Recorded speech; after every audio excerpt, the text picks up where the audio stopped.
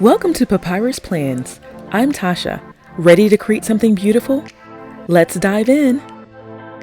Hello everyone, welcome back. So this is going to be a big update for my reading journal because again, my SD card for some reason got corrupted, and so I had to buy a new SD card for my camera, and I lost over 9 videos, which was really upsetting. And so I'm going to show you the progress that I've made in my reading journal. And fortunately, I obviously I can't recreate the spreads that I've already created here because they're already done. But I'll show you kind of where we are and the changes that I've made and things that I've updated that I explained in my videos that ended up getting lost. So I'm kind of going to recreate that in terms of at least some of the explanations so that you guys can know where I am now. So let's see. Everything, yeah, almost everything was lost except for I think the first 2 spreads. So this was the kind of the opening page with my name page and the rice paper that I used. First spread for The Spanish Daughter by Lorena Hughes, book 1. Book 2 continuation with The Queen of the Valley. And this is where the videos start, where everything got lost. And it's a shame because several of the books that I started reading were really amazing, and I gave really great book reviews for them. So unfortunately, again, that footage got lost. Maybe I'll do like a quick synopsis of each one here. But I started reading the Irish Village murder series by Caroline O'Connor. And this is the first book in the series called Murder in an Irish Village. And I love the series. Like I just fell in love with it, and I'm not usually a big series reader. I don't generally like reading book series. I don't like having to wait, for the next book to come out and that type of thing. And I don't like having to get invested in 12, 15 books, etc. I have pretty diverse reading interests. And so honestly, I get kind of bored with series. I feel like the writing gets sometimes lazy. And I'm just not interested in it. But I will say this is a huge exception. I love murder mysteries. And this is kind of like a cozy mystery book series that takes place in a small Irish village.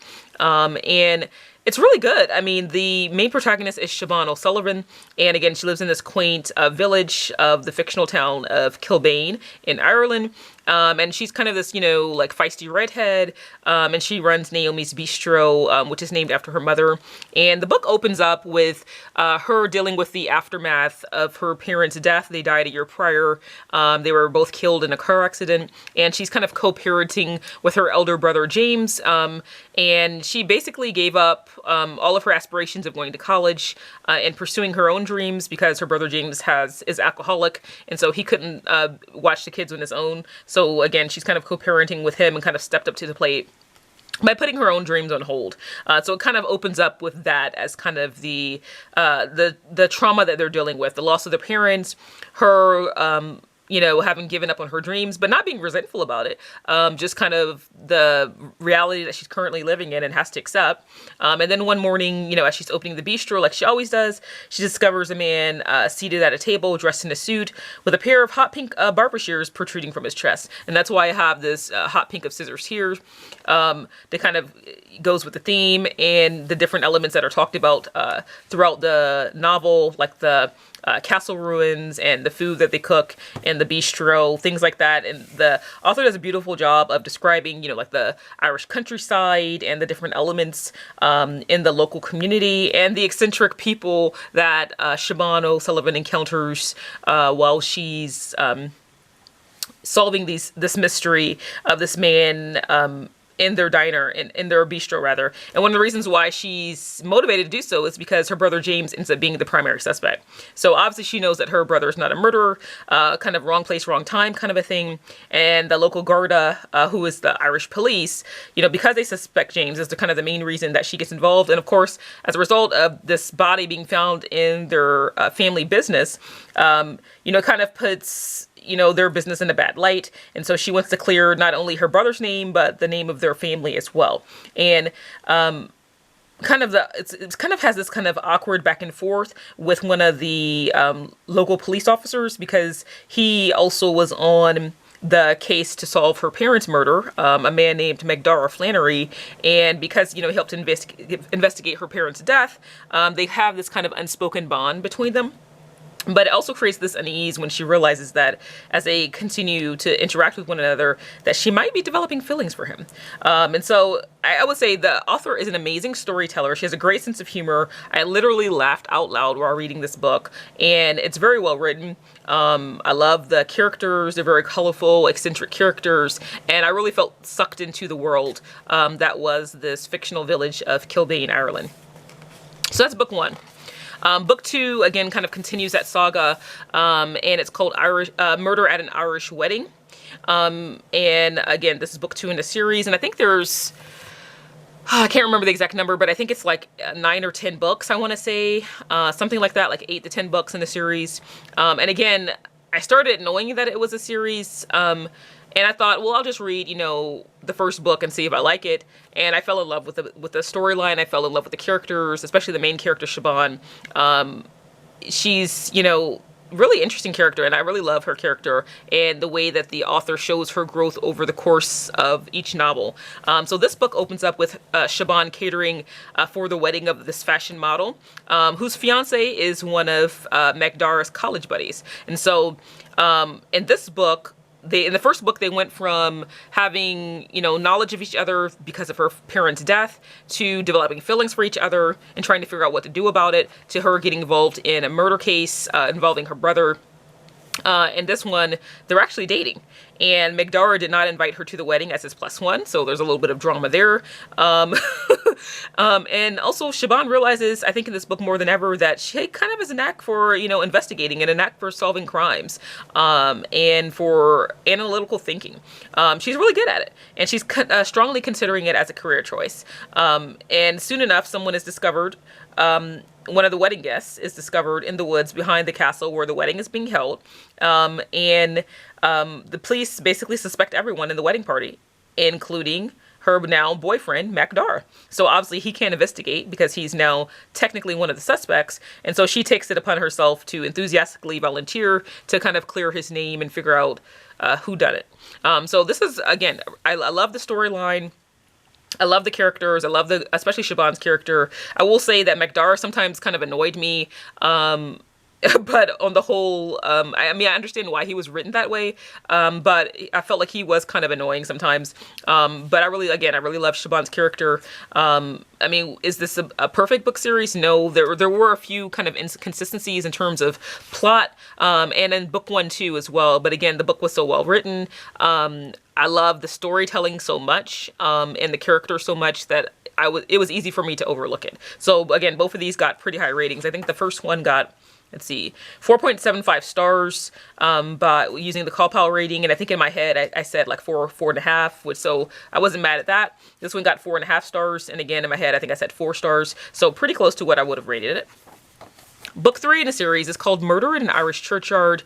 And again, very highly rated. This one got 4.75 stars, based on the Call rating system. And again, my rating was pretty close to that. Really well done. In this one, it opens up with Siobhan having just recently graduated from police school. So she's now an official member of the Garda, the Irish police force. And in the middle of the night, the priest, Father Kearney, comes to her and tells her to come to St. Mary's Churchyard. And when she arrives, he shows her a dead man lying in the snow. And things kind of take off from there. So now she's dealing with not only being a new member of the police, starting a new career and all of that entails, dealing with her very first official murder as official member of the police team. But Magdara is now living in Dublin. So they've kind of broken up over the fact that she decided to pursue a career on the police force without, sharing her thoughts and feelings with him first. So they kind of have hurt feelings between them. Things kind of ended on a bad note. So she's dealing with, all of that, the broken up relationship. And now he's called in to kind of work the case, the murder investigation. So now she's got to deal with that and all the issues that come from having to deal with your ex now technically being your boss. You know what I mean? So she's dealing with heartbreak. dealing with, you know, the feelings that come from, you know, breaking up with someone that you care about deeply, and now having to have a professional relationship with them while solving a case in the middle of all of that. So that was really interesting, and it kind of deals with this rich family and their status and pursuing their family history. But of course, there's lots of things involved with all of that. You know, having a family documentary, visiting Ireland in order to learn more about their family, while also trying to figure out why the father of you know, this wealthy family was murdered.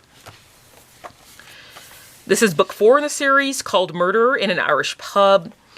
I really love this one. Again, this one got high ratings, 4.75 stars, and I think mine was like 4.5. Again, pretty close to what I would have rated it.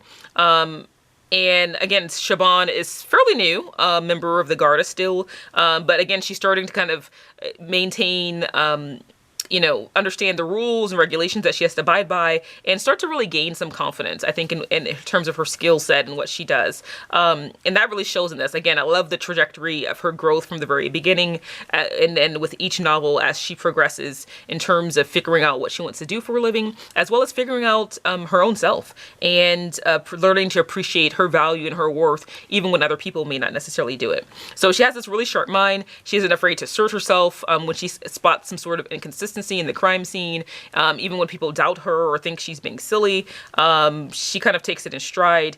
And so now in this novel, her and McDara are, they were off again, now they're on again, and they have this kind of unapproved work romance. And so this time they're kind of working together in a more seamless way. This novel focuses on an international poker tournament that's happening at the local pub. And the top-seeded poker player is called Eamon Foley, and he's known as the Octopus for playing like he has 8 hands under the table, which is why I have this image here. And then I had, you know, the poker chips falling down, and I felt like it was still kind of plain. So then I added some poker chips here, and then I had these, I don't know if the camera's picking up on it, but these are fold elements that I created. This is actually from another project that I made. I think it was like an Alice in Wonderland spread, and I had these fold elements that I made, and I saw they weren't full cards, but it was just enough that I felt like I could add to the outside of the pages. So I did that, and added those elements there. Again, to kind of give it a little bit more color and a little bit more interest. And I think it just needed the extra little pop of red. And all of the pens that I used are Pigma Micron pens. So that's the ink that I used for those. Okay, so this is book 4 in the series. Again, like I said, I think there's like 8 or 9 books, something like that. Even though I really enjoyed the series up to now, I read 4 books in a row, and I kind of felt like, okay, I want to read something different. And so then I was like, you know, I think I'm going to switch genres. And I was like, what haven't I read in a while? And I haven't read a romance in ages, like 10 plus years. And so I kept coming across all of these romance novels, and I was like, oh, okay, they sound kind of interesting. I tend to veer toward historical fiction, mysteries, things like that. Fantasy. I read a lot of YA novels, especially if they're like magical realism, fantasy, that type of thing. But I kind of was like, I kind of want something different. So I started reading some romance. And again, this is more on the historical fiction side, which is why it kind of appealed to me. This one's called The Orchids of Ashthorne Hall by Rebecca Anderson. And I really like this. I mean, the story takes place in 1887 on the Cornwall coast in England, and Hyacinth Bell is the main character, and she's a botanist who's been hired basically to take care of this rare orchid collection at Ashthorne Hall. Lucas Harding is one of the other main protagonists, and he's the manor's caretaker, and there's a whole host of other, you know, secondary characters that take part, like the housekeeper, etc., and other people that she meets in her interactions. And this one was really interesting because there's all these rumors about, you know, in the village about Ashthorne Hall that its occupants have been hoarding pirate treasure for all these years and have all these objects hidden throughout the estate. Then there's this rumor that some sort of ghost walks its halls, and that the hall is haunted. And so there's like all these rumors that she's dealing with that people are telling her about, you know, and she kind of, you know, she's a scientist, so she's like, okay, yeah, thanks for sharing, but I don't think so. But then some strange things start to happen. And she starts, seeing, fleeting apparitions, hearing strange noises in the hallways. Gifts start appearing in her room. Her possessions in her bedroom start to become rearranged. And she starts realizing, okay, there's something going on. I don't know what it is, but there's something happening here. And so she confronts Lucas about, some of the things that she's experiencing. And of course, he's dismissive, almost too much so, to the point that she says, okay, he's hiding something and I don't know what it is, but she feels like he knows more than what he's sharing. And so she takes it upon herself to kind of investigate the matters for herself and figure out what actually is going on. I will say I really loved, the vivid descriptions of the Cornwall coast, and how the author really intertwined the historical events of the time into the storyline. I really deeply appreciated that, and I think it's one of the reasons why I really like this novel. And this one again got a pretty high rating, 𝐻𝐿 4.5. I think in my head before I rated this, I would have given it a 4. Again, pretty close to what I would have rated it. I think this is probably the first time where my ratings are starting to align with 𝐻𝐿. Again, I think because the writing is getting a little bit better. The story is getting a little bit better, and I'm kind of enjoying the novels a little bit more, perhaps. So this one was really good. I highly recommend this one. The next one is called An Inconvenient Letter by Julie Wright. And this one starts with the character Marietta Stone, and she has this kind of secret crush on her handsome neighbor who lives down the way called Frederick Finch. And she writes these kind of passionate love letters to him, but she doesn't actually, put them in the mail. So she writes the love letters and then she locks them in her desk just for her own self. So no one is ever intended to see these. But one day her private letters are accidentally delivered to Frederick's house. And, she's freaking out. She has to retrieve them. Again, this is a historical novel. So, during the era, this isn't something that could have been taken lightly. So she realizes, if her letters are found in the wrong hands and are read by anyone other than herself, a huge scandal would result. And she knows that it would not only affect her own reputation, but the reputation of her family. And it would pretty much jeopardize any hopes that she has for a love match. And so she has to figure out a way to retrieve these letters. Well, Gerard Hardwell, he's kind of the antithesis to Marietta. She's this kind of lovesick person with unrequited love. And he is like, I have no time for love. I have no time for courtship. The only reason I even want to find a wife is because he has, he's inherited an estate that's almost bankrupt from his gambling late father, who has recently died. And so he knows he has to marry well financially in order to save his estate and prevent him and his mother basically from becoming homeless. So he's like, forget a love match. I need to marry someone that has money, but also someone that I can respect, even if I can't love them. And so he finds the letters at his cousin Frederick's estate while he's visiting his cousin. And he basically blackmails Marietta into helping him. And she agrees that if he helps her to win his cousin's heart, that she'll help him to court her older sister, Anne. And so that's kind of the bargain that's struck between them.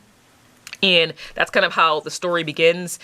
The two of them have all these interactions with one another, and they quickly agree to court one another so that they can, spend more time with their intended individual love interests. But of course, the more time they spend together and the more they learn about one another, the more quickly they realize that maybe their feelings are starting to change. And so that's kind of the complications that arise with this one. This was a really sweet, lighthearted romance. Not the best book I've ever read, but, again, entertaining, lighthearted. 𝐻𝐿 gave this 3 stars, and I agree with that. I think it's a solid 3-star book. Was it amazing? No, but I thoroughly enjoyed it. And I like how the author shifted the bargain between them from deceit and manipulation to something that is more of a shared bond that is strengthened through flashbacks of the childhood experiences that they shared together and them learning more and more about one another as individual people. So I did like the way that shift happened. And again, solid read. Wasn't the best writing, wasn't the most amazing thing, but very entertaining and a lighthearted, quick read that I actually enjoyed. So again, I would recommend this one as well. Next, we go into Mr. Gardner and the Governess by Sally Britton. This was the first time I read anything by her. Actually, I read all of these authors were my first time reads. I intentionally this year, I wanted to push myself to read works from authors that I had never read from before. And so far, every book that I've read this year has been from authors that I otherwise wouldn't have read, other than the fact that they kind of had interesting stories. But I intentionally wanted to kind of push myself to read new authors, again, that I personally had never read before. This one got, let's see, 4.5 stars. And based on 𝐈𝐍𝐶𝐈, and I think this is the first time that 𝐈𝐍𝐶𝐈 gave this slightly lower than what I would have given it. This was a solid 5-star read for me. I mean, again, was it perfect? No. But I love this book. And I don't think I've ever said that about a romance novel before. Usually I kind of roll my eyes and I'm like, ugh, okay. But I really love this book. And this one, it starts with a lady named Alice Sharp. And she's gotten a job as a governess to the Duke's family. And she's, realizes that this is kind of like her one shot at being able to live a life of comfort and to secure her own future. And, she realizes that she has to kind of force herself to abide by certain societal rules in order to, again, to secure her own future and her own happiness, at least some measure of happiness. She's, under the employ of the Duke, and again, she sees this as kind of a once-in-a-lifetime opportunity, and it can mean the difference between her living a life of poverty and living a life in comfort. So she has to take this seriously, and she's constantly battling between who she is and the person that she feels like she has to be in order to, again, secure her own future. And so her first encounter is with the Duke's house guest, a handsome gentleman by the name of Rupert Gardner. And, they kind of have this kind of austere, I wouldn't say combative, but kind of, they have this kind of misunderstanding. It's a really good meet cute. I really like the way they encounter one another, and the push and pull they have between each other, and she misunderstands who he is, and he's not sure who she is, and he's just kind of annoyed that she's interrupting his work in the Duke's garden. He's been hired by the Duke to basically catalog all the flora and fauna on the estate, and his only endeavor is to have his work in entomology and botany published by the Royal Society. And so he's taking this rather seriously, and so much so that he feels more comfortable among insects and plants than he does with people. So that's kind of the interaction between them and how it gets this kind of awkward beginning they have. But slowly they begin to learn more and more about each other, and they're constantly colliding into one another. And he realizes that, she has a beautiful gift for illustrations and accurate illustrations. And so he asks her basically to help him to do the illustrations for the report that he's going to give the Duke, because he just doesn't have the time to do everything himself. And that's kind of like how everything begins between them. And I really loved all of the main characters and the sub characters. I think the author did a beautiful job of intermingling all of the subplots together, and it just helped my interest really from beginning to end.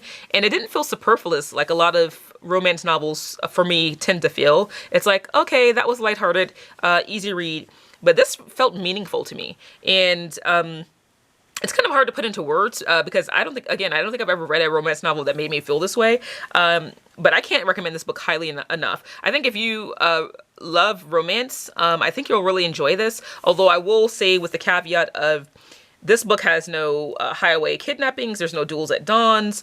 There's not a lot of like stereotypical things that you tend to see in historical romance. And I think that's one of the things that I loved about this book. So if that bothers you, you probably should skip this.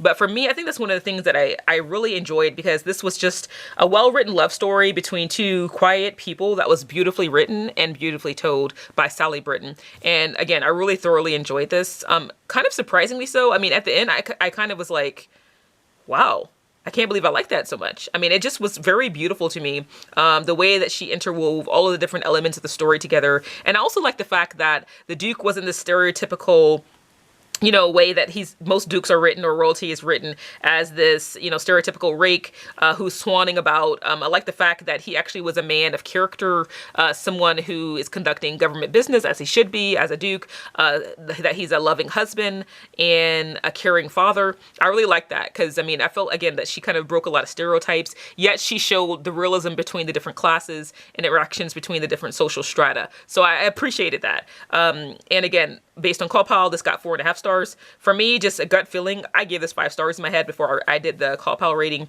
Again, thoroughly enjoyed it. Can't recommend it enough. In fact, I recently found out after I finished reading this that there apparently is a book 2 to this, which I didn't know when I read this. And so in the new year, if I don't get to it this year, I definitely am going to figure out what book that is and add it to my reading list. Again, because I enjoyed it that much. And I probably may even start reading some of the other books by Sally Britton. Again, I haven't really read much from her. This is my first book. But I really enjoyed it so much so, and I really liked her writing and the way that she tells the story. Again, very elegantly and beautifully done. I just really thoroughly enjoyed this book. So that's everything that I've read so far. The only other thing that I want to update you guys on is when I got to The Orchids of Ashthorne Hall, I realized that I hadn't put any book covers in any of my spreads. And so I printed and I created some book covers, and I used photo paper, but that had adhesive backing to it, and it's really cool. So I bought that on Amazon, and I'll link that below. But I went back and added miniature book covers to each of the spreads, just so that I could have that there. I kind of went back and forth at first whether or not I should add that, but I decided that I would, and I made them small, pretty small, about 1 inch wide and 1.5 inches tall. Again, just so that I could see what the book covers were when I finished filling this book, reading journal. Again, just so I can have that for my own recollection and look back and say, oh, okay, yeah, I remember that book now based on the book cover. So I added, again, a little mini book cover for each of the books that I read. And again, after the fact, I kind of had to get creative with placement because, again, with the exception of the last 3 books, I had already designed the spreads. And I also forgot to say, for Mr. Gardner and the Governess, I listened to the audiobook for this because I couldn't get the paperback from my library. It just never was in stock. Again, since it was my first time reading something by her, I didn't want to invest in a new book. Plus, I've purchased so many books in the last year that I just didn't want to spend any more money on books. So I listened to the audiobook, and I'm not a huge fan of audiobooks. I tend to prefer either reading an ebook or having the physical paperback or hard book in my hands. It's just personal preference. I know a lot of people enjoy reading nothing but, or listening to rather, just a bunch of audiobooks. I'm not that person. I find that I get distracted easily when I'm listening to books, and I don't pay attention. But this one, I will say, again, kept me captivated from beginning to end. I really enjoyed it, and that's shocking to me that I enjoyed it so well and I didn't read it, and I listened to it. So for me, that was, so I made a notation of the fact that this was audiobook by adding this little photo there. Again, I used adhesive backed photo paper. Again, it's thick enough to be quality and have some substance to it without being so thick where it's going to add bulk to the pages. So it doesn't bulk up the pages, which I really like. It's thin enough not to do that, but thick enough to, add some substance, just like a sticker on the page. Let me know in the comments what books you've read lately. All right, you guys. Talk to you later. Bye. That's all for today. If you enjoyed this video, give it a thumbs up and share your thoughts in the comments. Until next time, stay inspired, and thank you for watching.